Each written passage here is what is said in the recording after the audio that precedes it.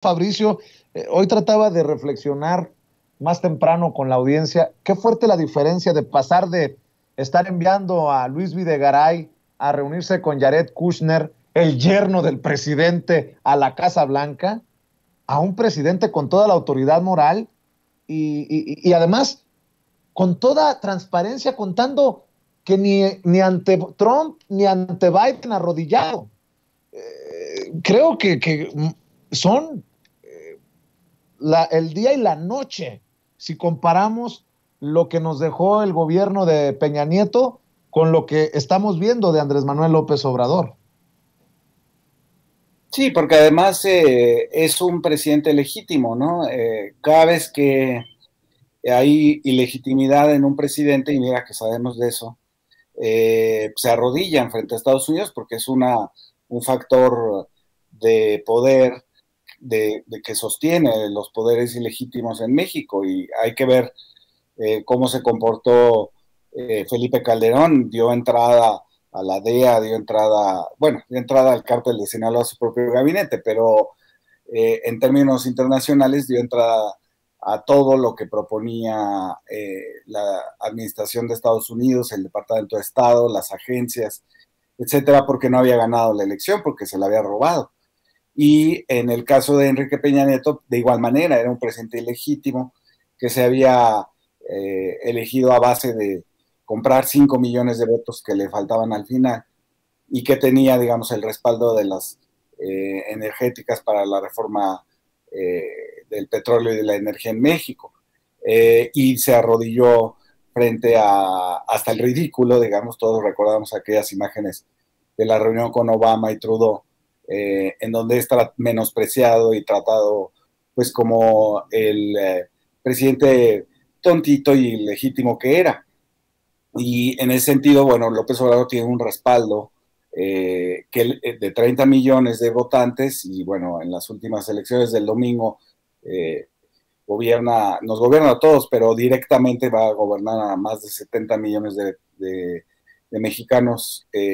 con los nuevos gobernadores. Esa legitimidad le da la dignidad de poder plantear, como dice la Constitución, una política exterior. Es el presidente el que plantea la política exterior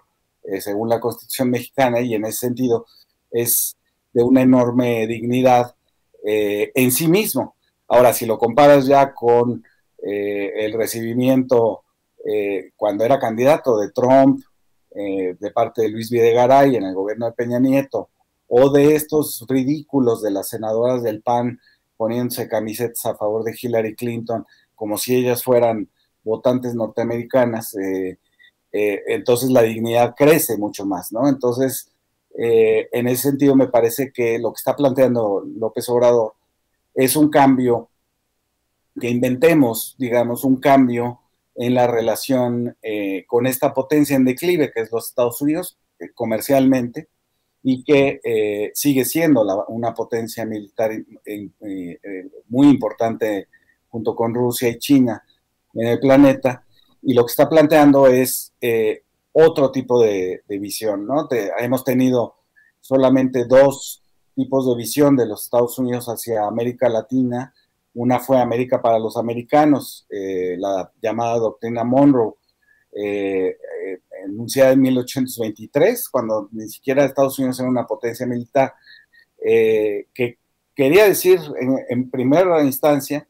que los países americanos se defenderían entre ellos de una posible invasión europea, cosa que no sucedió. A México lo invadió Francia y nadie hizo nada, pero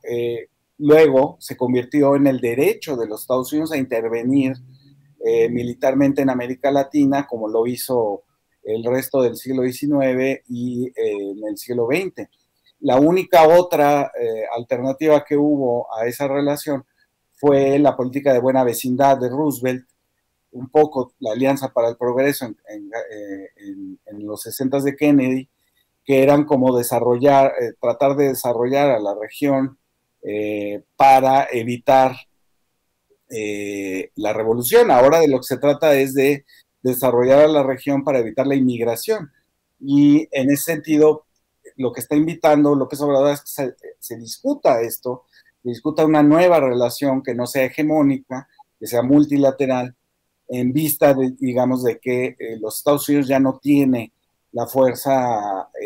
comercial que en algún momento tuvo en el mundo. Y por otra parte hay que pensar también que si, así como López Obrador es muy legítimo y muy digno en su política exterior, también Joe Biden es un presidente que no es muy fuerte, no es fuerte. Tiene a una mitad, digamos, de los electores de su país en contra. Hay, por sorpresivo que parezca,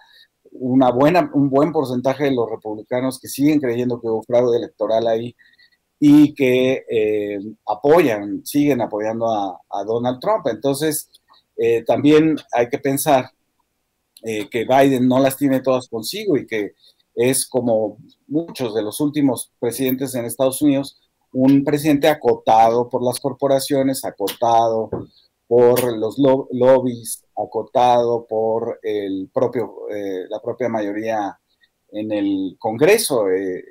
¿no? Esta división, ahora sí, ahí sí, polarizante, que le impide a Joe Biden hacer algo, porque sabemos, digamos, que Biden, cuando fue secretario de Obama, bueno, pues sí plantearon ellos una nueva relación con Cuba y comenzaron algunos pasos en ese sentido, pero después se echó todo para atrás, de hecho se hicieron más crudas las medidas contra la isla y contra la gente que vive en Cuba, y lo que hay que reconocer es que eso no va a llevar en ninguna parte. Fabricio, para cerrar,